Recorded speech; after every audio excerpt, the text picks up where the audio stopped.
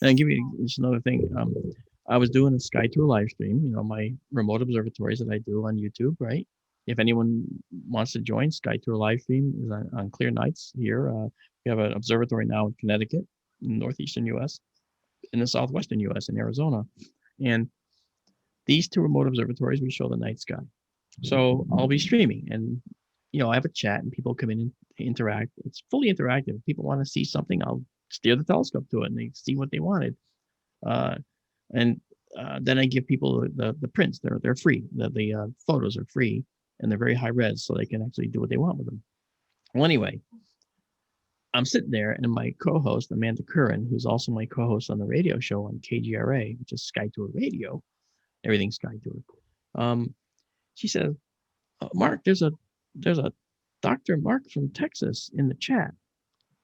I'm like, oh, Dr. Mark from Texas. Well, who's that? Okay.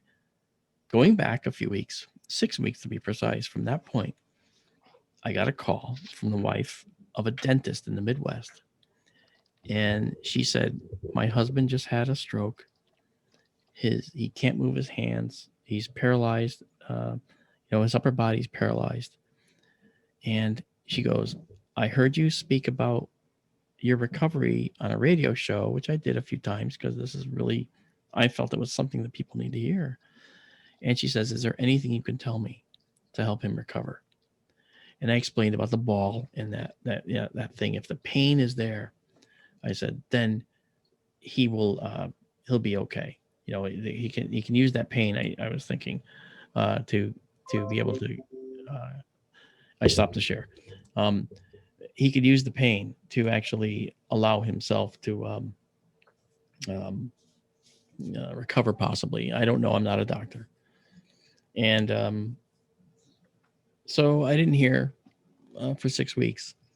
And I gave rather detailed instructions, by the way, in an email to his wife about what I felt I used to recover the ball, the whole 9 yards, the pain, all that. 6 weeks later, Amanda says, there's a Dr. Mark from Texas, as I told you. And I go, oh, hey, Dr. Mark, how are you? I didn't know that it was the dentist. He wrote in all caps, everything you said came true. I was like, wow, made my night. See, it does work. This thing, I'm telling you, it's real. It's there, and we can do this, And now he has his practice back, and he's got his dental practice. He's back doing it. He says, doing what you did got my hands to work again. I didn't take the doctor's advice because they just told me to just sort of like do this therapy where they move my hand for me. And I said, no, I said that's good to a point, but that's not the deal. The neurology missed the boat. You got to make sure there's something going on that your brain can latch onto. Your brain has to have a reason to do that. When I wanted to walk again really quickly, I told them I want to walk. I want to walk up these in the gym at the place that they had this little flight of 3 stairs. They take you on a little line. They connect you to the ceiling. So even if you fall, you dangle. Oh, wait, I'm dangling. Okay, no real danger, right? The brain has to sense there's danger for there to be growth, for it to work. So I said, I want to go up a real flight of stairs. And I got from 3 different therapists, I got this amazing, like, are you out of your mind? It took a full day to cajole them into letting me go up the stairs. And when I did, my brain kept saying, okay, this is you on the stairs. And they were behind me, not touching me because I asked them not to. I said, my brain has to think there's real danger. That's the only way that this is going to work. I went up the stairs, got to the top, turned around. I looked at that long, infinite railroad track, looking, staircase down to the wheelchair again. It seemed so far away. And I thought, wow, what was I thinking? This is crazy. Well, anyway, I walked down, I flopped into the chair, and I slept for 2 or 3 hours.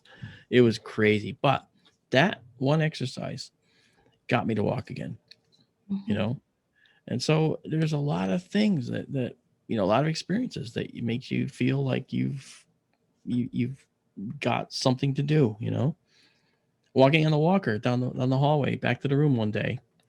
I'm feeling really sorry for myself. Like, I hope I make that show. I got to make that conference. I'm really mad that I might not because my foot was dragging. And On the side of the hall was a kid who had a traumatic spinal injury, and he had a wheelchair that had to breathe for him. And he waited for a breath, and he looked at me when he had a breath now that the machine forced into his lungs. And he says, "Keep up the good work. You're doing great." And here I am. I'm walking with my own legs. He'll never walk again. And he's saying that to me. What do you do with that? I immediately never felt sorry for myself again. Okay, I said to the kid, I gave him a hug. I said, "Oh, thanks, man. I wish the best to you." And he goes, "Yeah, it is what it is." And as I got back to my room, I thought, no, it doesn't have to be what it is. You make a change, and I went to find him again, and I couldn't find him. They moved him. I didn't know what room he was in, and they wouldn't tell me. I wanted to look for him. I wanted to tell him something about, what I thought might be able to help. At least by then I could have the eyes and the ball thing to talk to him about, see if there was a way, but I didn't find him again, So anyway, that's kind of the stuff. Hi, Mark, just when you had that experience when you were in hospital and you were kidnapped, and at the end of what happened, and you said that they said to you that you would be okay. Who do you think they were? The $1 million question, Marie. I don't know who they were. Were they? Do you think it was you? Do you think it was your brain doing it? Anything's on the table, but I kept.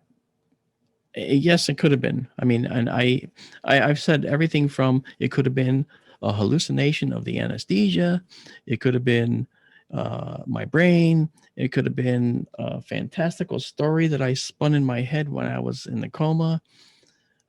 But I remember the frantic moments when that woman was saying, "Come on, it's coming." I figured out what it was. It was the clot heading to the brain. That's what was coming. And we had to shoot it, as apparently, to make it break up into lots of little pieces before it got into the brain and lodged there, killing me. That's how I read that. You were processing what was happening to you during surgery. Yeah. In a way that, that's just amazing. Absolutely. Well, I think I think anyone can. This is available to everybody. This isn't just me, and I think that I was actually fully aware for 3.5 hours. This whole thing took 3.5 hours. So do you think that when people have what they believe is extraterrestrial type of visitations and things, do you think there's a possibility it could be our brains actually doing it and that it's not actually happening? Though it seems very real at the time. Our brains are remarkable and they could do that. I had a abduction experience that I've not liked talking about for years, but in fact, I moved out of my old house because of it. And over 3 nights, I had this knocking on my roof. It was like, bang, bang, bang, bang, bang, bang, bang, bang, bang, a series of 3, 3, 3, 3. And on the second night, first night I went back to bed. Second night I got up to look out the window, and as I strained, it was an August night. It was beautiful. There was a screen. I leaned against the window. The only light was the street light, probably about 300 feet away. It's the one and only light. I leaned to look up to see what was going on up there. Maybe it was a woodpecker that, was mentally deranged. It was a vinyl-sided house. He wasn't going to get any bugs. So I'm wondering what it was. So as I leaned, I saw this white flash. And I was like, oh, what was that? Now, at the time, I still had Tycho and Kepler, the dogs, and I was leaning over them to look out the window because they slept under the window on their little dog beds. It's big dog beds. They're big dogs. And I just stayed there for a couple of minutes because I was flash blinded. I saw the street light kind of creeping back in. Well, that was a real effect. I know what it's like to be flash blinded. I'm an astronomer. If someone puts their flashlight in my face when I'm viewing through the telescope, you're done for about 10 minutes until you get your night vision back, So that's what I experienced again. And when I looked down, the dogs were gone. It's like, whoa, where did Tycho and Kepler go? I found Tycho hiding in the closet, in the laundry pile. He was hiding in the clean laundry. Figures could have hidden the dirty laundry, but he hid in the clean laundry. And Kepler was outside the door with her ears back, kind of, minimizing her profile, kind of like a sphinx sitting out there looking in, really kind of scared. And from that point forward, they never slept under that window again. So something spooked them too. And then the third night, again, I woke up every night at 3:15 a.m., 3:15 a.m. And the third night, I couldn't look at the clock. I just assumed it was 3:15 a.m. because I was frozen. I understand hypnopompic states. I know that. In fact, I've learned to put myself into those to enjoy that meditative feeling. I can do that. It's great. Wonderful feeling. Really relaxing. But this time I woke up in that feeling and said, oh, this is interesting. Maybe, maybe I'll just enjoy this for a few minutes. Oh, I like this. Yeah, this is nice. This is nice. But okay, I'm done. Let me out of it. Okay, wait. I'm not coming out of it. Let me out of this state. What is going on? I was being held in that state. And I couldn't move my head. I couldn't turn my head. I couldn't move my eyes. My eyes were fixed forward. I couldn't look to the right. I couldn't look to the left, up or down. And so looking straight ahead in my peripheral vision, I saw a form, a shape of something cross in front of the window that was dimly outlined by that distant light. And then that thing, whatever it was, came toward me. And it started waving this for lack of a better term, like it was like think of a magician's wand, right? Translucent white thing. I'm using this pen as an example. And it started waving this thing in front of my face like this. And I'm just like this. I can't look at it. I can't look at it, but I see a hand. I see a hand. And it was a gray hand. Okay. Now, I understand black and white receptors in the eyes and dim light. You'll see things in black and white. So was it really gray? I don't know. It certainly wasn't human. And it was smooth. No features, nothing. And it just moved this back and forth. And then bang, it was morning. And I woke up unable to breathe. I pushed off the pillow and I was drowning in my blood on the pillow. That's why I couldn't breathe. Okay. I had been bleeding into this cavity in the pillow. And I felt like somebody had punched me in the face with a full on, or kicked me in the face. And I did what anybody does when something like that happens to you. I got up, took a shower, and went to work. Forgot about it. Wow. Right. And then it took me 2 years to go to an ear, nose, and throat surgeon, because from that point forward, I couldn't breathe out of this sinus. He looked up there and he goes, "You've got something huge up there." I go, "Really? Is it normal?" He goes, "Well, I mean, there's polyps that people have in their noses, but this is big." And he says, "I think we can get it out." I said, "Let's get it out." I says, "I'm going to take it." He goes, "Well, no, not so fast. We have to send it to pathology." He goes, "Why would you want to take it anyway?" I said, "Well," and I kind of told him an abridged story of what I just told you. And he laughed. He goes, "Ah." He goes, his name was Dr. Lehman at Hartford Hospital in Connecticut, the state of Connecticut here. And he goes, "Oh, I'm sure it's not aliens." I go, No, I don't think so. It's just a dream. Yeah. So maybe my brain made that up. Who knows? I didn't know. Well, then he says, "We're going to take it out." So what they did was they snared it and they yanked it out. Okay. And when he did that, I couldn't believe how big it was. Okay. Remember that movie Total Recall with Arnold Schwarzenegger, where he's pulling this thing out? He's, "Yeah, you gotta pull this out." And his nose is expanding really big, and he pulls that thing out, right? It was like that. Okay. It was massive. And he goes, "Wow." He goes, "I've never seen anything like that." He goes, "This is huge." And I said, "Can you just have them look inside the middle of it?" Okay.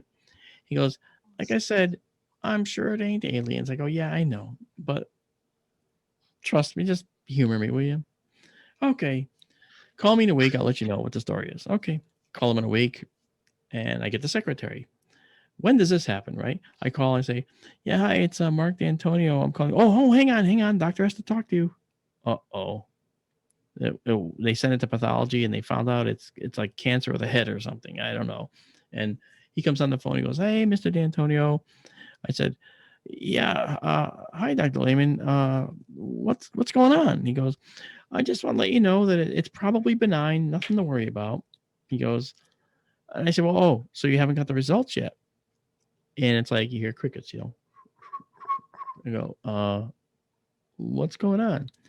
He says, "Well," he goes, and I swear to you, he said these exact words: "This has never happened in 35 years of my practice, but we sent it to pathology, and pathology says they've lost it."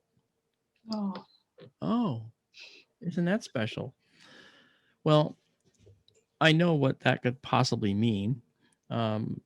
And it goes back to, I mean, my company does work for the Navy, and to that end, we do special projects for the Navy that requires special clearance work and stuff like that.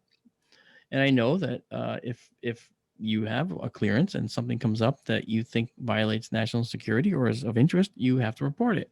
So I thought, why would he have reported it? Well, I let it go. I didn't make a thing of it because you never make a thing of these. And I waited another 2 years until something else happened. I went to him. And on my intake sheet, the one that you fill out, this is what brings you to us today. I always state that I'm pregnant. I always state that, what ails you? I say my wife, all those things and make them laugh. And he walks in reading my intake sheet and he's smiling. He goes, "Our medical assistants love you," because of my sense of humor. I draw little cartoons and stuff. I just take, brighten the day of people that are just bored. Well, anyway, he says, "Oh, it says here you do special projects for the Navy." I said, "Yeah, I do these special project work for the United States Navy." And he looks at me in all seriousness. He goes, "I just gave up my top secret clearance this past year." "Really?" He goes, "Yeah." "Oh, wow, interesting." And I just made it all light and airy, like no big deal, but I knew exactly what it meant. He had to make the call to whoever manages his clearance level down in DC. And he had to say, "Look, I got a patient who says this happened, I don't know what the story is. Okay, what's the patient's name? Where'd you drop the sample? I put it here, put it there. This is his name. Okay, thank you, Dr. Lehman. Okay, bye." And now he has plausible deniability as to what happened to it. He actually does not know where it went. Right? So if it was anything, and it may not have been, and that pathology might just have lost it. But the first time in 35 years in his practice, that seems odd. Doubt it. Yeah, I think they can. Yeah. Thanks. Samuel has a question. Sure. Hi, Sam. Sam? There he is. Hi, Mark. Yeah. I know that there is the constellation of Hecate. I'm just wondering if there's a constellation of Persephone, the goddess of the underworld, as well. Not that I'm aware of. But you got to understand that different cultures have assigned different meanings to the sky. So in Chinese culture, certain constellations are not what we expect them to be. And I'm not familiar with all the constellation lore over history, but, there is a book out there, and it's called Constellations, Their Lore and Meaning. And if you can find a copy of that book, you'll be able to answer that question, because it talks about the names of all the stars. It talks about the names of the constellations. It talks about when they first came out, what they were before, what they became. If I studied that book cover to cover, I would have answered your question 5 minutes ago, without pause, but I didn't, because I didn't focus on the constellations. I focused on the stars and what they do and how they work and all that. But many of these things would and could definitely be constellations at some point from someone's culture. Aboriginal culture, for instance, has a very different sky than America's and Chinese, ancient Babylonians. Hi, Joyce and everyone, and Mark and all you nice Aussies. I live in Canada. Anyway, I was very much enjoyed this evening. Thank you very much. It's evening here. I was intrigued by you speaking of this symbol in the sky, and if I have the right term, but you used a term when you were with your abductors and you saw this thing in the sky. You used a term, but it was something like symbology or something like that. Yes, that's what. Well, actually, putting the gun in my lap and the fact that I couldn't grab it wasn't the purpose of the gun in my lap. The gun was a symbol. It was. He said you have to fire at this object in the sky. I said I can't pick up this gun. How can you possibly? I can't even move. How am I supposed to do this? And that's when he pointed at me and said, "It's symbology. Follow our lead." Okay. That's the point at which that happened. I'm not. Again, I'm a science guy. This stuff doesn't happen to me.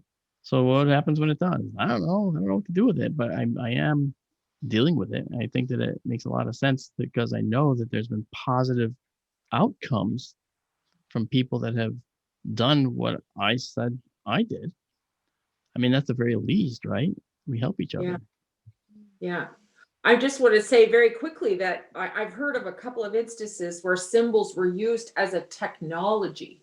And so I'm very intrigued by this whole idea of how what is their power to harness energy and transform things. So when you spoke about that, that's what came to my mind right away. Right, Jane. And you know what else? I mean, if you think about it, isn't that really what my brain did? It harnessed energy that didn't know it had, right? And the energy came from pain. It's like firewood, is fuel for a fire. The pain is the fuel for the brain to actually heal itself and change pathways that are destroyed, or injured. And to this day, my CAT scan shows that my visual center is all but gone, and I see with 99% capability. I have a tiny little artifact that I'm happy to live with because I don't want to get rid of that. That reminds me, I can drive. I navigated the city of Manhattan streets with my truck, my pickup truck, to go speak at a conference there. So I mean, clearly you can recover from this. And I know people that have had strokes that are relatively minor that did not try because they didn't believe that they could do it, and they're still stuck like this. They're still all postured, they can't move. I'm like, I don't know that what I did or what I said could help them, but maybe so. I know there's a dentist in the Midwest that thinks so. I know that one of the guys that works with me, who had a stroke, has been helped. His balance was way off. I told him how I fixed my balance the same way, using the same thing. You have to allow your brain to think you're in danger. And that's when it shifts into overdrive and fixes things, man. That's what happens. And it doesn't mean you got to go out and take risks. It means you have to carefully plan your recovery so that you can be safe, but you do it with someone who knows you're safe. It's your brain. You don't think you're going to be safe. You think there's a risk. That's when you get the most effect. That's when it works. Not when you know it's safe. You know it's safe, it won't work. It's fascinating. Thank you. Well, thank you. Hi there. Chloe. Hi, Chloe. How are you? Good. So a job that I have at the moment, I'm a carer for a young man who's 20 and had an injury last year in April 2020, spinal cord injury, the back of the neck. I think it's C5 and all the way down. So he's verbal, has some use of his hands, mostly the whole hand, not the fingers. But when he doesn't say he has pain in parts, he says he just has a funny feeling. I know your injury was from a stroke, but what would you is there anything you can recommend for his recovery?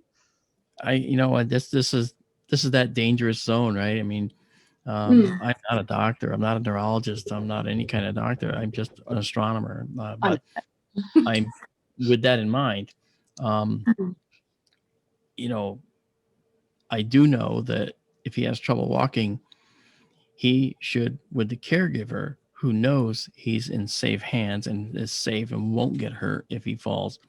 If the caregiver sets that scenario up however they can, but he doesn't know it's safe, that's going to get the maximum healing effect, because your brain has to think you're in danger for the brain, like I said, to really just kick in the overdrive. That's what I did. I mean, I felt like, going up that real staircase, okay, and telling the caregivers, you can't touch me. If my brain thinks I'm safe, it won't work. It has to think there's danger. I mean, I know that sounds silly, but it just seems so simple to me. I don't know why. It was developing new neural pathways, like you said, your brain and neuroplasticity and all of that is forcing your neurons to develop new pathways quickly. It's like a trick, like a loophole. That's exactly right. Our brain is full of them, and I, as I've discovered, okay, and in order to get my, this might be helpful, maybe. Is he someone that used to play music? By any chance? Not, I mean, physically play an instrument. Was this guy someone that used to play music and use an instrument? No, he hasn't. Okay, no. Then something that can be fun, all right, and I used, is to get your arms and legs to all communicate to each other. You know what I did? I was a drummer for years. I played my drums. The first thing that I played sounded, scary bad. But you know what? After a while, I could figure it out. My mind could separate, this is the hi-hat, ding, ding, ding, ding, the snare drum, ding, ding, ding, ding, ding, ding, ding. You just work with those two, even if he has to tape the sticks in his hands. But the whole point is he's making a syncopation. Okay, there's a syncopated beat that he's trying to keep to. That rhythm is healing. And then if he can move his feet at all, even if it's just a knee knock or whatever, just move it in time and have your hand there so you can feel it to the beat. Those kinds of things are really, really critical, and I did that to get back my coordination between my arms and legs, and then to learn how to get my fingers to work again, all right, to really coordinate my fingers after I got them back. I played my electric guitar. I'm not a very good player, but I learned how to do some of the blues, and I play that. It sounded like crap, okay? But it got better. And that's really, really critical, So music could be a real good healer. I know that. Great. But again, that's not very helpful with traumatic spinal injuries, I guess. But I do know that whatever his limitations are, you want to attack the limit and find a way to make the limit change, because his brain thinks there's a danger to not reacting to it. That's, and it sounds like a tough love type of approach, but you know what? Like I said, we go to the doctor. The doctor says, give me a pill, make my pain go away. Sometimes that works. In fact, many times that's the right move. But in cases where you want to fix something in your body, sometimes you have to embrace that pain and use it as the weapon that it is to fix what's going wrong. That's my feeling anyway. And again, not a doctor. I don't know. No, I just say, look, this was a blind quadriplegic guy here. Okay. And just a few weeks later, I walked out of the hospital. Okay. It wasn't a special case. Okay. My brain is still damaged. Okay. As you can see. But the bottom line is that the truth of the matter is that everyone has the ability, I think, to do what you said, fix the part of the brain that responds to that neuroplasticity that's going on in the brain. You know? Thank you, by the way. That's very nice. Mark, I've got a question. Do you think those two people were maybe from your ancestral line, and they were showing you how to heal? And this really crosses what reality is, because what you described to me, I mean, it was so sequential, it was in logical order, it was so physical.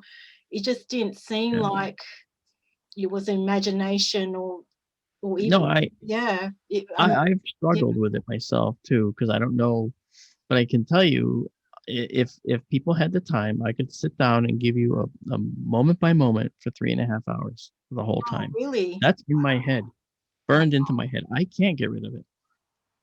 I've tried to forget some of it and I can't, because I just want to just not have to think about it. But sometimes I have no choice. I mean, it just comes back. So but it's what it is, and I didn't know how long my heart was stopped for. And here's why I said this happened while my heart was stopped, because I said it was 3.5 hours of a vision that I had, this thing that happened. And when I looked at the post-op report months later, it said that my heart was stopped for 3.5 hours. Like, wow. Oh, that's an interesting coincidence, Yeah. Yeah. And the doctors, by the way, said that I couldn't possibly have been awake during the coma. And I said, well, then how do I know, and how come I related all the many conversations I heard of people talking about me in the room when I was supposedly in the coma? The neurologist here telling my family I wasn't going to possibly survive. Another guy over there saying, that, well, he'll be a quadriplegic and blind based on the CAT scan. I mean, how do I know that then if I didn't hear it, if I wasn't right there to experience it? And they don't have an answer. Right, that's right. Yeah. It just seems like real time coinciding, like with a different. Yes. Different. And it's science. It's future science. We don't understand it yet, but it's going to be future science. That's all. It's really what it is, right?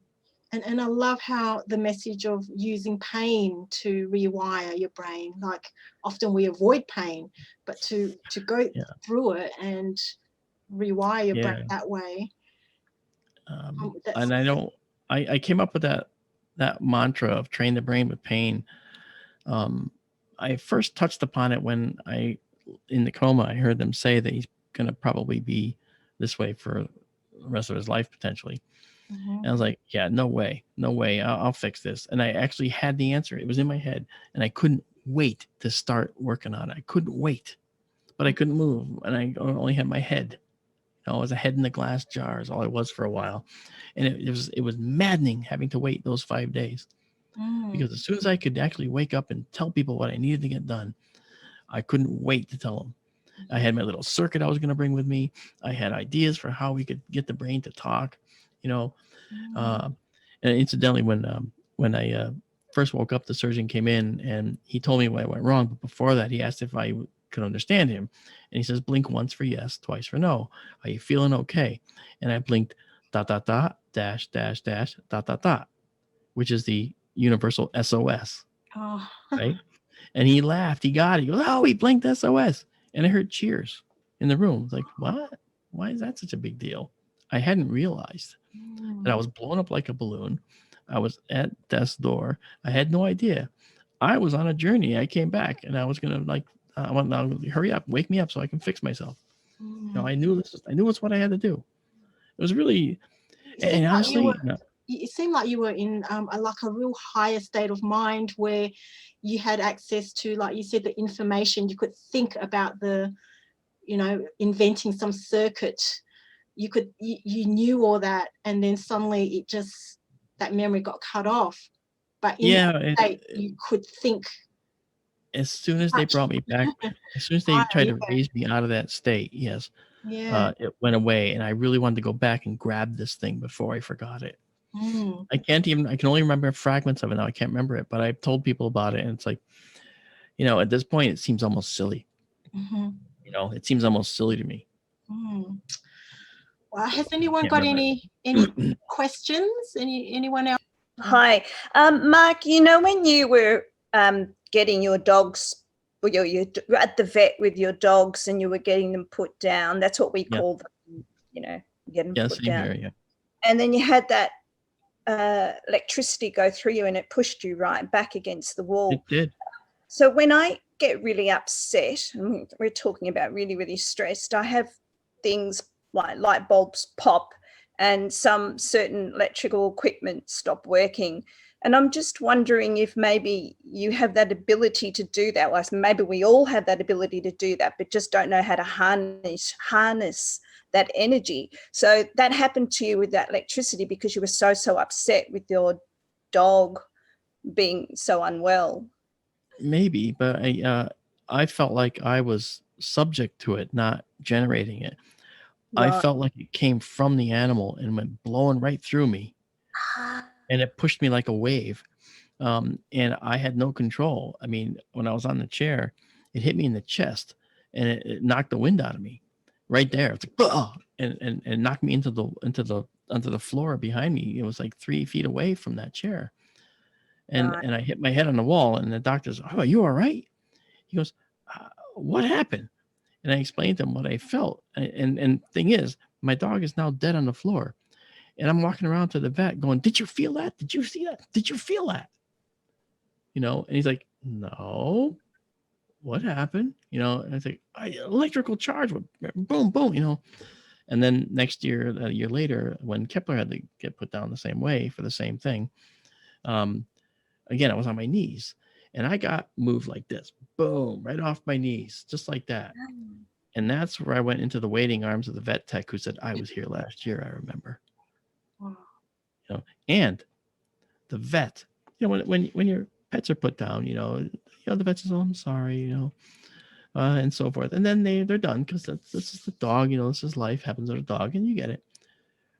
Well, this vet, after that experience, he was moved to write a 2-page letter and mail it to me and explaining and recalling all that we had done with the dogs over the last couple of years.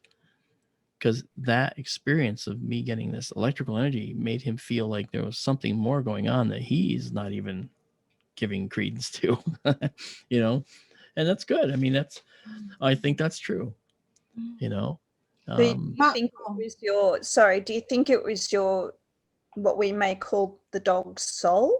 If you want to give it that, give it that name, that's kind of what people think. I mean, you have to think about this. I mean, my personal feeling is that down the line, science will explain what the concept of a soul is.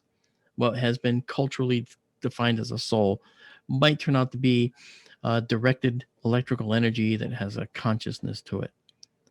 For instance, maybe we'll know. Maybe we'll be able to manipulate it. Maybe we'll be able to make them. I doubt it. But maybe we'll be able to actually transfer them from one thing to another. Okay. Today, you're female. Tomorrow, you can be a horse running in a field. And after that vacation, you can go back to yourself and say, "Wow, I was a horse last week. It was so much fun. I want to be an eagle. I want to soar for a while." And then, what I mean? If we can get to that point where we can do that kind of transfer, that'd be kind of cool. And I honestly feel, and this goes to the technology, to everything I've ever done, any possible thing that we can think of with our brains is probably possible. It's not impossible, because if our brains were designed by the universe, our brains were made of the organic matter created by the past stars. So everything that we possibly can think of within this construct of the universe is something that I believe is possible, if not now, eventually. That's why it gives rise to that whole simple idiom that you hear, science fiction becomes science fact. Ha ha ha. Okay. Yeah. Well, you know what? If Captain Kirk had an iPhone, I can tell you right now, that guy would throw away his transports. Like, "Scotty, this thing is a piece of junk," and throw it away. "Give me an iPhone," right? Yes. So clearly, we have that too. Science fiction becomes science fact. So in that sense, we also have the fact that there's science that we have yet to understand that can explain some of the things we don't know. Like black holes and dark matter. There's a huge controversy about dark matter right now. Does it exist? Is it not? Who knows? Wow. Maybe one more question. Anyone? One more question?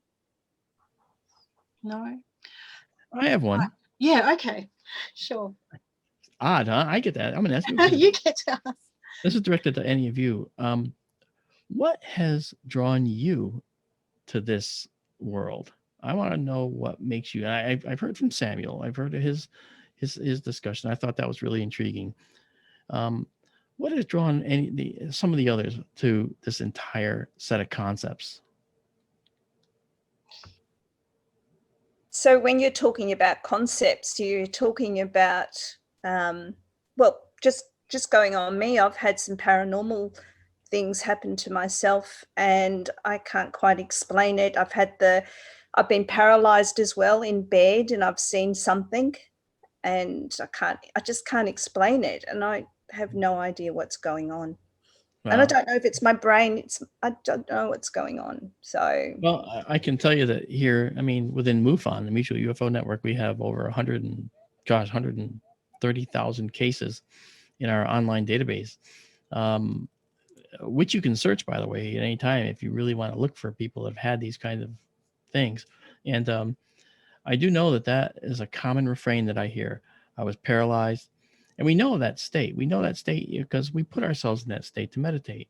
Hypnagogic state, that's that you're on the border of sleep and awake, and you want to be awake, and you just sort of hold yourself there so that you may then explore and do that. And for people that like to practice the out of body thing, well, then you depend on that. I flow electricity up and down in my head and all the way to my feet and up, and I make it go faster and faster and faster. And I can do that no matter what. I can do it right here while I'm sitting here. But the fact is, if you do that, that opens up another window of opportunity for other things to happen, things that we don't yet understand in science. But if you don't try it, you're not going to learn it. If you don't try it, you're not going to be able to explore it. If you don't try it, you're not going to discover it. So you have to keep trying, right? So I understand your thoughts about having awakened this way. I do believe that there's alien life in the universe. Most scientists agree. I did a ABC special with Avi Loeb, who's the Harvard professor, astronomer emeritus up there, and he believes that we were visited by an alien probe. He says it's a possibility, the Oumuamua, that came through the solar system some time ago. I'm with him on that. I think that's a possibility as well. We didn't actually get a picture of it, but its characteristics seemed to be, it was moving like it was directing itself. It wasn't moving in a way that gravity alone would make it move. It was moving in a way that seemed to be, it was using the sun's gravity to assist it and propelling itself somewhere else. That was odd. We can't explain that. Right. So I believe there's alien life out there. I believe it's at all different levels. And I also think that some of it may be here. Okay. That experience I had with the implant thing, some of it may be here. I was on a nuclear sub as a guest. I might have mentioned this. Did I mention that? I don't think did I tell you that already? I don't think I did. So. But, yeah. And I was actually, because of the work I do for the Navy, I was asked to go on a ride and so I did. And while on that ride, as they call it, the sonar guy saw something move through the sonar at several hundred knots underwater. So a USO, a true USO. Now, I immediately told the XO, the executive officer, "Oh, I know what those are. Can I help you with this?" He puts his hand on my shoulder. He says, "Mr. Dantonio, you having a good ride so far?" "Yes, sir, I am." "Let's keep it that way." Okay. And he walked away. So I didn't have a chance to talk about it. But a couple of years later, I had to do a job for the Joint Chiefs. Now, they are the guys that work for the President of the United States. I went down to Washington. I deliver this project, and I talked to one of the chiefs, who was my friend, and I said, "Can you tell me anything about this program to classify these fast movers underwater?" On that boat, they called it a fast mover. And he looked at me, and he could have said, "I have no idea what you're talking about, Mark." He could have said, "What's that?" He could have said, "I don't know what that is." But instead, he said, "I'm sorry, I can't talk about that program." Oh. See? So in other words, the U.S. Navy and other navies around the world have been seeing these weird, unknown submerged objects traveling at high rates of speed. And all they do is classify and say that they happen. They can't figure them out. They can't chase them ever. Okay. And then you have the Nimitz incident, right? With Commander Fravor and the Tic Tac. Remember the Tic Tac video, this fast moving object? I analyzed all those videos too. And then Fravor mentioned one case where this Tic Tac object goes down to the surface of the water and something else is coming up to meet it underwater. Could that be the USO? Could they be one and the same types of groups? Interesting. The Navy just was awarded, the Navy in the United States was just awarded a massive patent, all right? Patent on hypersonic vehicles that can move in the air and underwater. Now, they don't have these vehicles yet, but could it be that they're reverse engineering what's going on in our oceans now, in our skies? Do you see? It's coming. Why do you think they're releasing these videos now? You know, as William Shatner, as Captain Kirk would say, it's important. Yeah. You know, it's something we have to explore.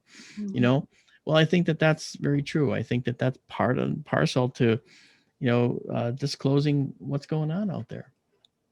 Yeah, I think so too. It's it's seeding our minds to get ready to embrace the concept that there is life out there, outside. Well, ask an astronomer. We all know there is. Yeah, yeah. We all know there is. I never questioned it, like, yeah. But see, that the talks I do, and I'd love to, when I come to Australia someday, I do want to do a talk on my exoplanet work, because I got a book that talks about it. But I can tell you this, when you look at planets around other stars, one of the things that I see that is really, really important is that we have between 100 and 400 billion stars just in our galaxy, okay? And there's over 2 trillion other galaxies. All those billion trillions, okay, those big numbers, I mean lots and lots of zeros, but you don't recognize what those numbers really mean, right? Well, to be honest, okay, if you look on a beach, you say, oh, how many sand grains are on this beach? Maybe there's 3 billion on a standard beach. Maybe at Bondi, there's 3 billion, bits of silica on the beach. Yet we have minimally 100 billion stars in our galaxy. So literally, multiples of 10 beyond that are how many stars are in the galaxy. And it turns out that for all the stars we see in all the galaxies we see, there's more planets than there are stars in the entire universe. So with the chances, the statistics that you do to figure out what are the chances that there's life there, no, they're very good.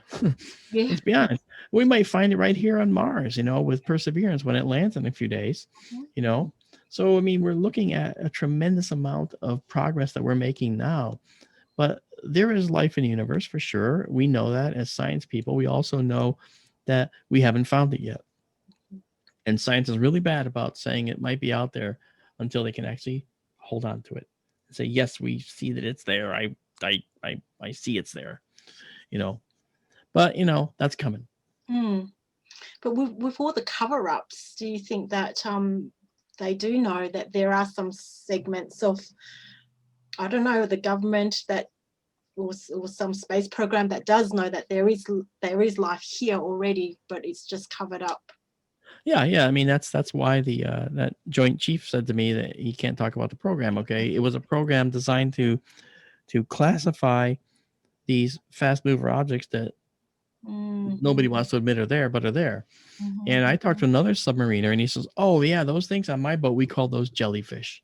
Oh yeah. They classify a them weather as jellyfish. balloon. Yeah, right. A weather balloon. Yeah. Mark, back to your question. What brings us here to this world? Was that your question?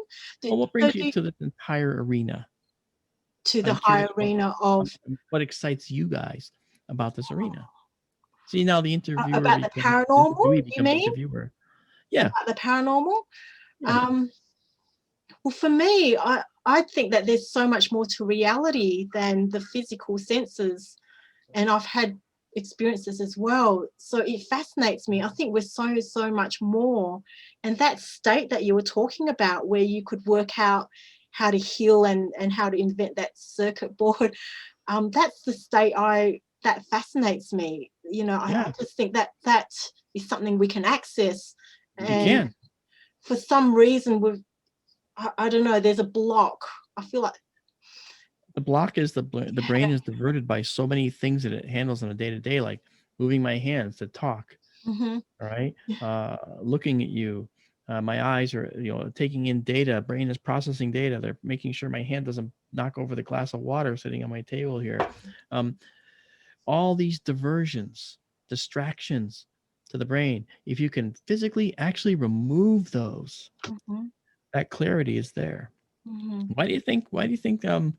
Native peoples, Aboriginals, Native Americans here, they will use drugs to bring them to those states because they have to disconnect their bodies, and that makes the clarity of the mind come through. I don't do drugs of any kind, actually. Okay, I was in that state through that very unfortunate occurrence. Okay, but if I could go back and come through that surgery without any problems and never have had any kind of experience, I honestly say to this day, and I mean it, I would not.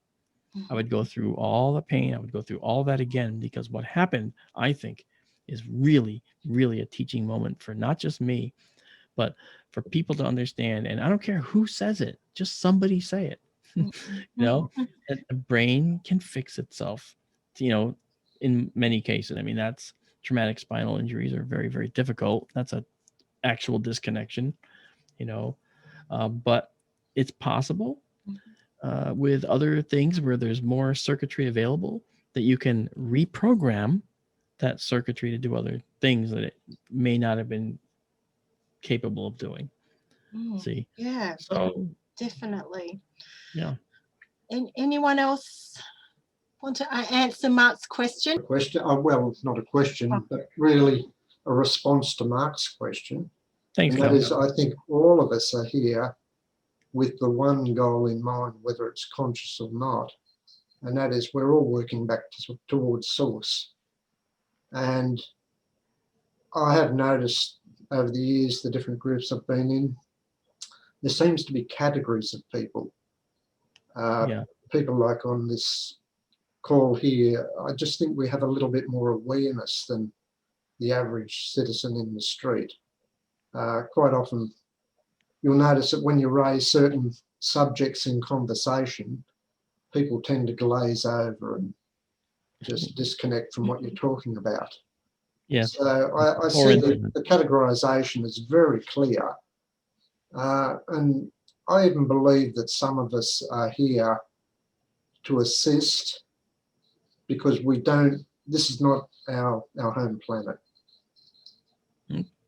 I've heard that before. I know that, and on my radio show, I talk about that often. I mention the planet Earth is actually not the best place for us. Absolutely. Yeah. It's not a super habitable world. It's a habitable world. A lot of us feel like we don't want to be here. And it's not home. I mean, how about this? Okay. I was 9 years old and I looked up at the starry sky in Plainville, Connecticut, where I was raised. And I said, I'm feeling homesick. I have never lost that feeling of being homesick when I look up in the sky. It's like I come from there somewhere. That's always what I thought. And from that point forward, I was 9 years old. I said, I'm going to become an astronomer. I'm going to learn all about this, because that really, really is important. It's boring, but I never wavered from age 9 all the way to now. I'm 60 now. Yeah. Okay. I went to school. I got a degree in astronomy. I moved forward. I own observatories now, and I do this public outreach because I want to bring this to other people as well. Yeah. This is just, maybe it's a mental disease. If so, I love it. I don't want to heal from that. It's a good one to have. Right. And I've had a little comment on your experience with the dogs too. Yeah. I practice a number of healing modalities, and in recent years, I've become involved in Aboriginal culture. Now, one of the practices that I play with, I did learn that when the Aboriginal takes the life of an animal, unless it's done correctly, then the spirit of that animal has permission to jump into your body and continue its life experience through your life using your body. And that's why when an Aboriginal kills a kangaroo for food, it sits with it for a few minutes and explains the reason for the killing. So that absolves it from having to bear the additional spirit within its body. So maybe the spirit of your dogs, because of the strong connection, felt like it had permission or the love for you, that it jumped into your body and continues its existence through you. Yeah, and I've that's interesting you mentioned that, because I don't so much as step on an ant or kill a spider. I feel that all life is precious, no matter how small, because we are small to other life. Okay, so you know, I do eat meat. I'm not a vegetarian, but I know that, for instance, when and this goes right to your the exact Aboriginal belief. When I saw a mouse in my shop, okay, and it was sickly, I sat with it until it died. I owed it that, and I talked to it, and it's like, oh, you're stupid. It's just a stupid mouse. Yeah, okay. It was actually, there was an animal. This was an animal. Yeah. This was a very terrifying moment for that animal. I was helping guide it through that, and so I felt that same thing, I felt that very same thing. I felt like I had a responsibility, and I think that that's something we should actually feel as responsibility for that. I can't believe people that will go to a vet to drop their dog off. Oh, I'm crying because I'm putting my dog down. Here, let me know when it's over. No, can't you get your butt in there? Okay, that animal doesn't want to be alone at the end like this. He wants you there, And I always make sure that my dogs get a sedative, okay, before that happens, so that they can be calm and they'll rest with me. So I mean, there's ways to make that transition easier. What happens if it's me? At another level, it could have been me with some alien that was here. Instead of putting an implant up there, maybe you want to take my brain out or something, or whatever, or do worse, like an anal probe, But either way, I think that, you get the point. All life is precious. And I think that any culture advanced enough will also know that. And if you get past your nuclear phase, they'll all have it. Okay. Because that's a fundamental quality characteristic of atoms in the universe, is to generate energy. Okay. If you can get past the nuclear phase, if you can get past the warlike, surrounding yourself with a wall phase, okay, which we're in now, then we'll find ourselves able to move forward, but I mean, the concept is foreign to many people, and I get it, and we're just not ready for it. And okay, there'll be a time, but maybe now's not that time. I think we're on the precipice of making that huge transition very soon. Massive. I love the idea. I've actually heard that. I heard that at the turn of the century. Every time a century turns, people say that too. And then it seems to be same old, same old. Okay, I'm tired of same old, aren't you? I am, aren't you? Yes. But when you look behind the scenes at what has been happening recently, I think we are so close. It's going to be a shock to people.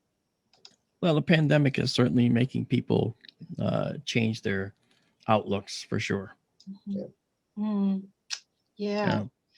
thank you guys for answering that question. I was always curious what brings people to that. I know I'm supposed to be the guy doing all the talking, but I want to hear what you have to say too. Anyone else want to answer that? Go question? figure. I was thinking about it as everyone was talking, and I think it's a little ironic, or I don't know what, but what got me into all of this was actually psychotherapy and Jungian psychoanalysis, which led me to other dimensions, and it was really a lot through pain. It really was through pain. Not that I don't want everything to have to be gained through pain. I don't think that has to happen. But in my case, it really was. It was a willingness to look at pain. And it took me beyond the mask to a deeper reality. And that deeper, it was as if the universe was answering synchronistically because I was willing to do that. And so I got introduced to other dimensions that I really had not been aware of. I think that's a really good way to put it. I think that, and thank you for that. That's really cool. Because, so what I was saying to you today, for you tonight, for me, okay, was then you saw the value of it because you felt that too. Mm-hmm. Yeah. In a very different way from you. I mean, mine was much more gradual, having to really hammer away at, for a long time I was sort of living on the surface, which I think our culture teaches us to do. And unless you have something very disruptive happen, it's very hard to feel like you want to go beyond the surface, because why would you? And unless it forces you to, which is what happened to me. And it was sort of like the reward for being willing to do that was that I got shown these glimpses of a different reality. And it was sort of amazing how that happened. I mean I know this has happened to many people. I'm not unique in that way, but it really opened doors for me, and it started with psychotherapy. So. Wow. I think that's incredible, because these are those things that are so difficult to put into science. Okay. But it's not going to always be that way. Just like, okay, for instance, okay, and every hand will go up when I say this. How many of you have thought about a friend you haven't talked to in 20 years and suddenly they call you on the phone, right? Okay, all of you. That's happened to all of you. Okay, well, okay, what is that? Okay, that is actually something that I call a form of quantum entanglement, right? We don't understand it scientifically, and people say, I'm a clairvoyant, I'm psychic. Well, actually, you're able to touch, you might actually be able to touch into future science and not realize it. Okay, I think that that kind of contact between people, okay, is quantum entanglement. I made up a word called it's quantum entanglement at the brainular level. The brains are all the same. The brains are made of the same organic material. Okay, they're as unique as fingerprints in some ways, but they're also very much the same in some ways. And so I think that if one brain is thinking and feeling a certain thing, then other brains can think and feel a certain thing. You know that. And the conversation between that 20-year past friend and you probably went like this. I wonder what Bob's doing now. And Bob's thinking, I should call Mark. Well, if one of you takes the leap and does it, then you'll get the response, I was just thinking of you. But if you don't, then that's a moment that's lost. And that's a data point that gets lost. Now, this is all science to be discovered, as I call it, science undiscovered. That's what this is, okay? It's quantum entanglement at that brain level, and maybe we're talking about, in addition to what you said, maybe we're talking about that as well. Now, do I have proof? No. But the proof is when I was I was doing a talk in front of 800 people down in southern United States. And I asked that question. I asked, raise your hand if. Every single hand went up in the room. And I said, science wants you to think that's a coincidence. And they all just started laughing, right? Looking around with their hands. It's like, it's not a coincidence. There's more to this that they just don't understand. So you can't be dismissive and say, that's just a coincidence. Because then you rob yourself of the ability to examine something new and learn and discover something cool. Exactly. Thank you, Mark. And we probably should wrap it up soon. Equipment out in Arizona right now, waiting to go to the new observatory building that we built out there. And I can't put it in until I get my vaccine so I can get on a plane. You know what, though? The air on a plane is cleaner than any air in an office building, for crying out loud. People don't realize that. They think, oh, you're going to catch it from everybody. No, you're not breathing the same air, okay? It's triple HEPA filtered. Let's be honest, okay? But people think that it's not. And they think that, if the guy coughing in row 6, all right, is sick, you're going to get in row 25. No, you're not. If the guy in row 6 comes to talk to you and sits in that middle seat next to you for a half an hour, well, maybe you will. Okay. But it's all a matter of, how close you are to someone who's sick on the plane. That's more of what it is. Yeah. And the window seat's the safest window, by the way, for that, incidentally, just so you know. Okay, all right. Just get a window seat for now. Yeah, okay. Oh, cool. Yeah, thank you again, Mark. That was really inspiring and really important message there. Like really, I hope so. touch everybody. I Yeah. just was a victim of the thing, and I figured a way out, and I realized this is something everybody can do. So there's no money to be made on this. I just want everybody to learn about it. I would like people to take it and run with it.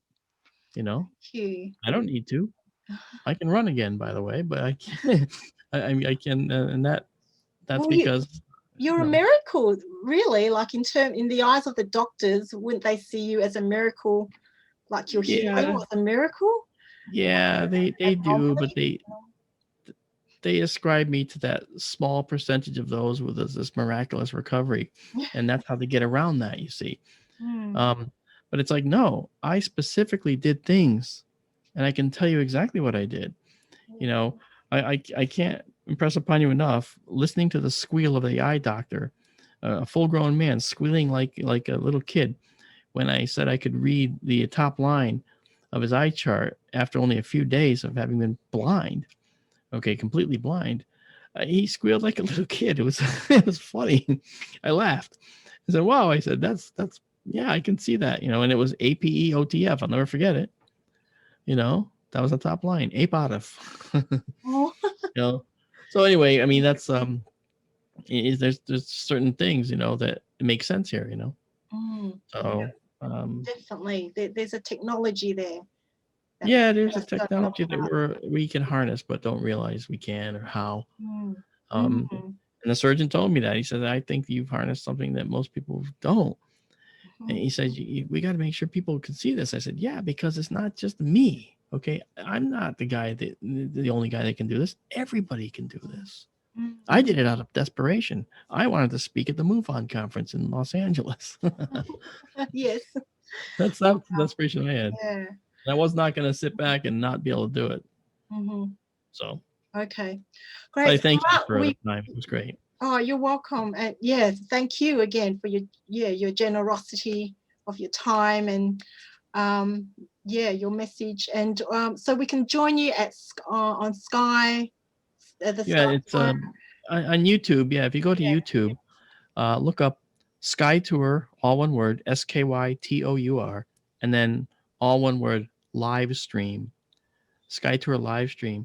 And you'll see me there. And we've got hundreds of videos already that we've done sessions with the telescope. And all of the imagery that we've taken is free. And it's available on our Facebook site at SkyTour LiveStream on Facebook. Okay. So if you look up SkyTour LiveStream in Facebook, SkyTour LiveStream YouTube, you'll find us. You can subscribe. Obviously it's all free. So, you can get pictures for the backdrops. I mean, we've taken some of our photos and resized them and resampled them, is what we call it, so that they could fit on a wall. They could go and we had a pediatrician's office say, "Could you fill our whole wall with space scenes?" Well, yeah. We can do that. We can make you wallpaper. And it's really cool to see your images, which you only see in a monitor, suddenly be 20 feet long. It's like, wow, look at that. And it really looked good. Wow. Yeah. And Mark, you've got a book called The Populated Universe. Yeah, it's on Amazon, and it actually, none of this stuff we've talked about is in there. That book is all about my astronomy and how it relates to exoplanets. I talk about life on Earth, how it developed, and how we can expect to find it elsewhere, and what it will look like if we see it elsewhere. I mean, really, I speculate, and a lot of people in my science, they don't want to speculate. The director of my observatory, back when I got my degree in 1983, so you can see that I'm dating myself. And in 83, when I got my degree, it was 1988 when the first planet was confirmed. And I went back and I leaned into the director's office, big smile on my face, kind of looked like this. And he's on the phone. He puts his hand over the receiver. He goes, "It was just one planet." Yes, go ahead. And that was it. That was the whole conversation. You're just one planet. Leave me alone. Okay, that goes back to an argument we had because I coined the phrase the populated universe back then. In 83, I said to the director, okay, I believe the universe is a populated universe. Art, his name was Art Upman. I said, the universe was a populated universe. We're carbon-based life. We are bilaterally symmetric. This is a template that the universe provides. Every life form on Earth has DNA, is bilaterally symmetric or radially symmetric. Okay, they have symmetry of some kind based on the way DNA replicates, probably. Okay, at that level, and replicated to the macro level. And I think that this is something that we will find elsewhere. And I said, in fact, I think it'll be plentiful elsewhere. Maybe not with the intelligence, but life in general is the rule, not the exception in the universe. And he looks at me and he goes, Mr. Dantonio, that's how he talks. He goes, get back in the observatory and leave Captain Kirk to us.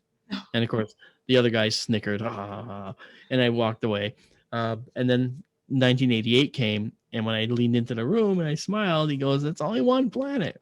And that's the genesis of why he said it that way, because he was probably just waiting for me to come back and say that, But it's amazing stuff, Yeah, exactly. So. Oh, all right. Well, thank you so much, Mark. We should let you go to bed. You guys. All right. Thanks, everyone. All right. We'll see you later.